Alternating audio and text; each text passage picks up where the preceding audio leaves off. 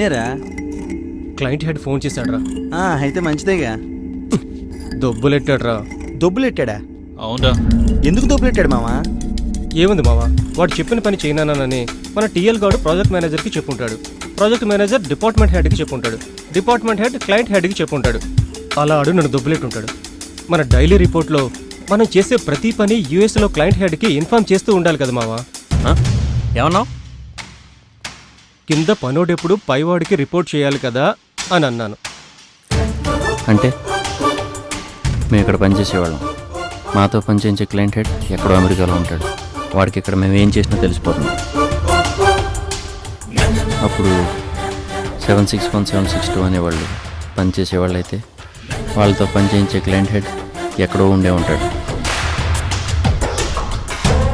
వాడికి వీళ్ళు ఏం చేస్తున్నారో ఎక్కడుంటారో అన్నీ తెలుస్తాయి. అప్పుడు ఆ హెడ్ గంట పట్టుకుంటే వీళ్ళ దినచర్య తెలిసిపోతుంది. కానీ వీళ్ళే దొరకట్లేదు. ఇంక వాడిని ఎలా పట్టుకోవాలి? ఎలా? వీళ్ళ బాస్ ఎవడై ఉంటాడు? ఎక్కడుంటాడు వీడు? వీళ్ళని ఎలా పట్టుకోవాలి? బాస్ని ఎలా పట్టుకోవాలి?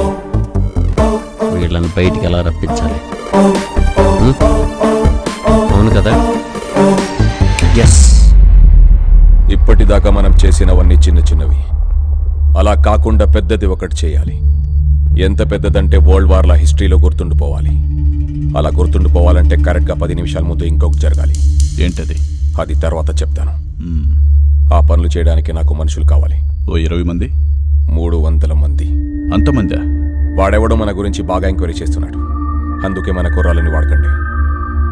మొన్నే న్యూస్ పేపర్లో మంగార్ బస్తీ రౌడీస్ గురించి చదివాను. ఓ, నువ్వు తెలుగు చదవడం నేర్చుకున్నావా? English paper. ఓ, మంగార్ బస్తీ కుర్రాలని వాడండి. నిజమే, వాళ్ళు చాలా మంచోళ్ళు. డబ్బులిస్తే చాలు, ఎందుకు ఏంటని అడగరు, ఏ పనైనా చేసేస్తారు. అబ్బాయ్, అబ్బాయ్, ఎక్కడున్నావబ్బాయ్? చెప్పమ్మడో. మాట మాత్రమే వినిపిస్తోంది. మనిషి ఎక్కడా? మలమూత్ర విసర్జనశాలలో. ఏంటి? బాత్రూంలోనే. ఏంటి ఇలా వచ్చావు? నీ ల్యాప్టాప్ ఎక్కడా? పక్కన టేబుల్ మీద ఉంది చూడు. నీ వాలెట్ ఎక్కడా? బుక్స్ దగ్గర. అబ్బాయి, నీ క్రెడిట్ కార్డ్ పాస్వర్డ్ ఏంటి? ఎందుకే? చెప్పబ్బాయ్. 2526. ఆయన ఎందుకు అడుగుతున్నావు ఇవన్నీ?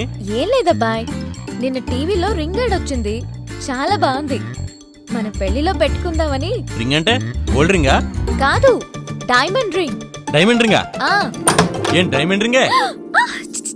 రాయరు వందలవే. అందుకే రింగ్ ఎంత? 2 లక్షలు. 2 లక్షలా? క్రెడిట్ కార్డ్ వచ్చినప్పుడు నేను ఎప్పుడు ₹1,00,000 వాడలేదు. అలాంటిది సింగిల్ సిట్టింగ్ లో 2 లక్షలు కోకేసావా? రింగ్ బాగుందబ్బాయ్. బాగుంటే నువ్వు కొనుక్కోవాలి, లేకపోతే మీ బాబుని కొనుమ్మనాలి. అంతేగాని నాకేంటి ఆవదం. మరి నిన్న నన్ను హక్ చేసుకున్నావు కదా? ఏంటి హగ్గుకి 2 లక్షలా?